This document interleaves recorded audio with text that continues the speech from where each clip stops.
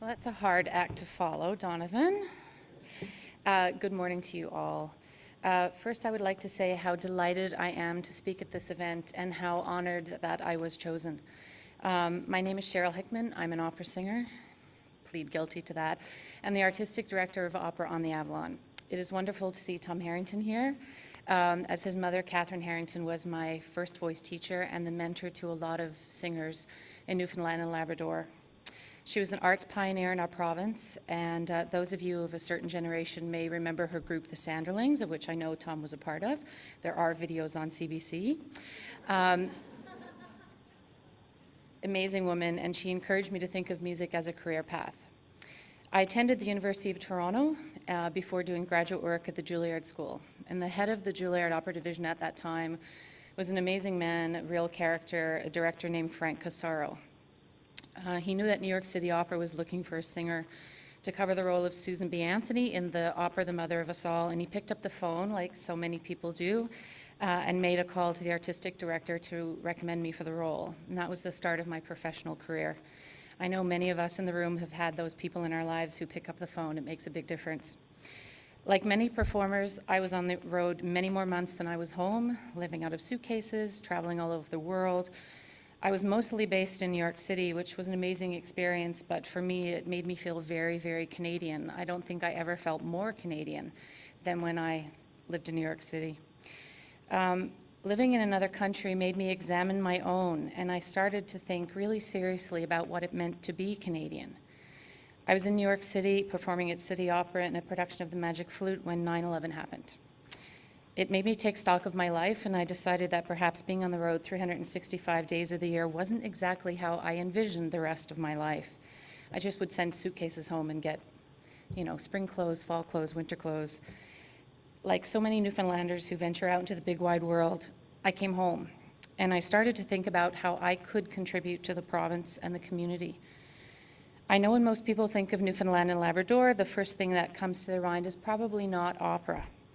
While we have a rich and diverse cultural heritage and more festivals and arts organizations than you can shake a stick at, operatic music and productions were not available or accessible to us. You can see them at the mall now, but when I was growing up, I didn't see opera. Opera on the Avalon is working hard to change that. Opera on the Avalon is a company that started out on a napkin at a casual lunch meeting between friends at a local restaurant. I went for soup, salad, gossip, and left with the company. Since our inception in 2009, we've grown over 600%.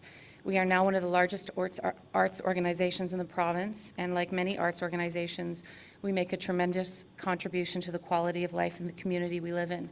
It's an honor to speak at the same event with Dr. Susan Knight, as she was one of the mentors who helped really start this company, and I'm so delighted to speak on the same stage with you.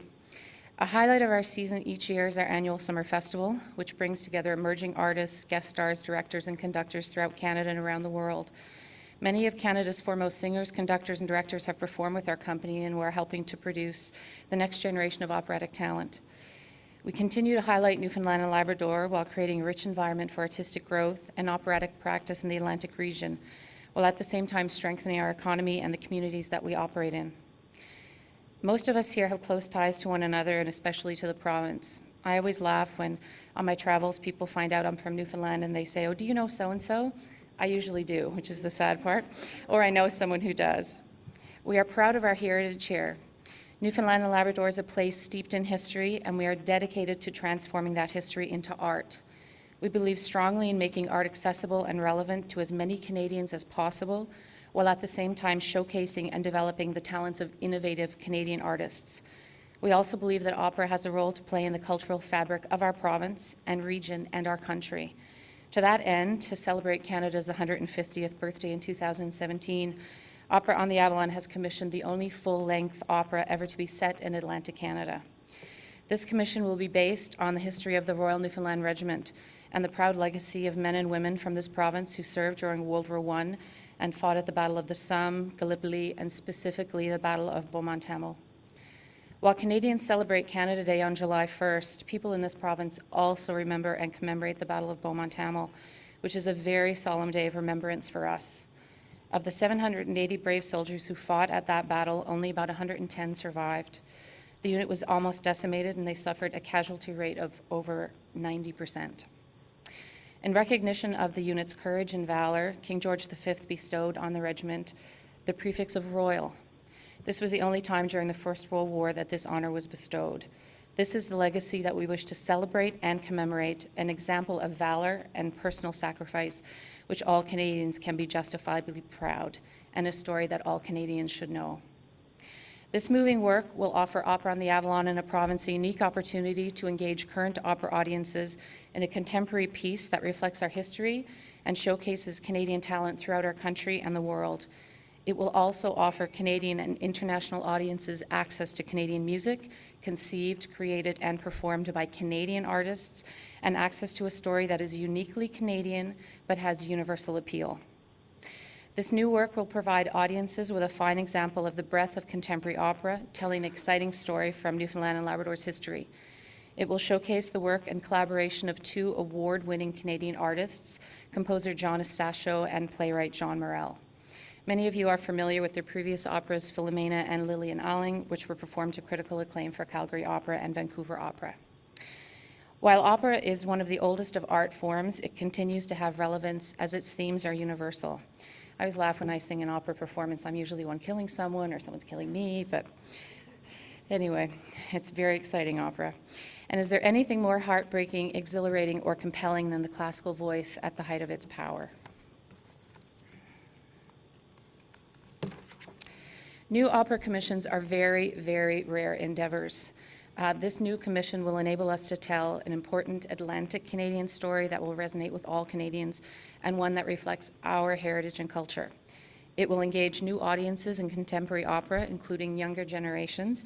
We just don't want them listening to Justin Bieber. We want them listening to our stories as well. It will give vitality to living composers and librettists. Mozart wasn't Mozart at one time. He is now, but he wasn't then. And help opera continue to be a living and breathing art form.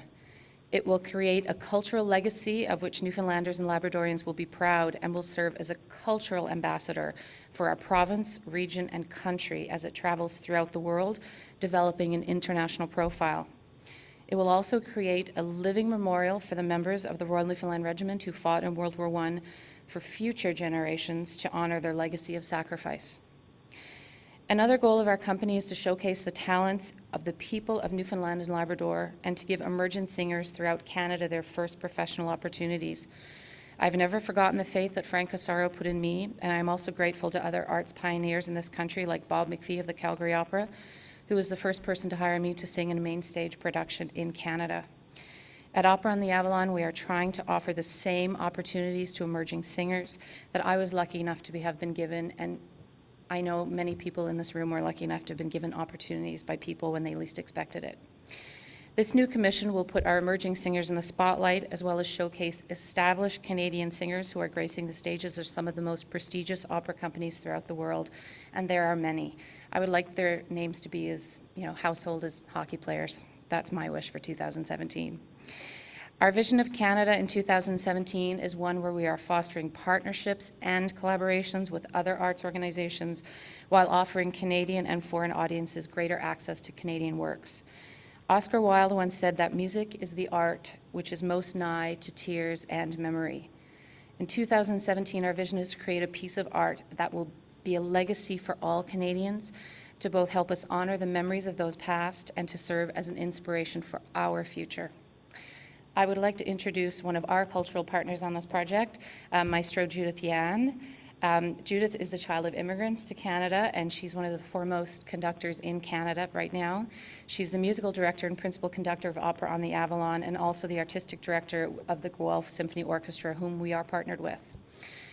We would like to end our session this morning by singing an aria from the opera The Mother of Us All, which is based on the life of Susan B. Anthony with text by Gertrude Stein. The aria talks about retracing our steps, but realizing that in remembering that we can go both forwards and backwards, which is what we feel 2017 should be about. Susan B. Anthony may not have been a Newfoundlander, but she certainly had a fighting spirit, which is something that those of us in Newfoundland are well known for. One of the great quotes of Susan B. Anthony is, "Failure is impossible." It is with that spirit that we wish to commemorate and celebrate and share with our fellow Canadians in 2017. Thank you. Do you want to ask me a question? I don't need that unless you want it for, okay.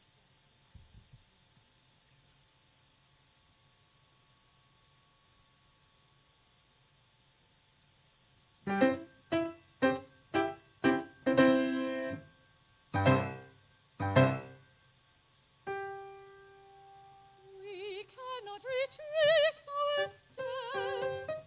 Going forward may be the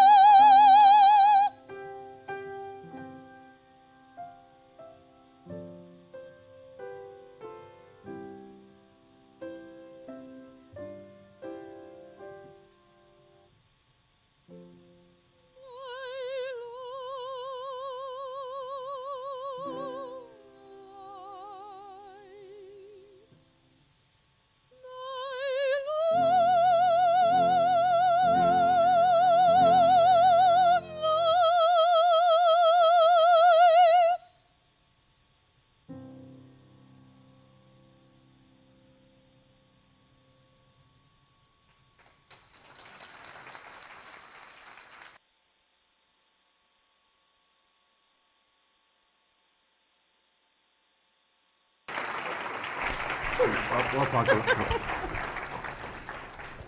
Sorry, I think we're all we're a bit for clip right now. I know I am. I just want my mother to be so proud of you today. That was so touching. Yeah. Thank you. Do you have a question for me? No, I don't. I'm speechless. How do you make it look so easy? I have Yeah. a question. That seems so effortless. I think it's the idea that it takes 10,000 hours to be good at anything, and those of us who practice a craft, or it's 10,000 hours. So thank you, and I wish your mom was here today.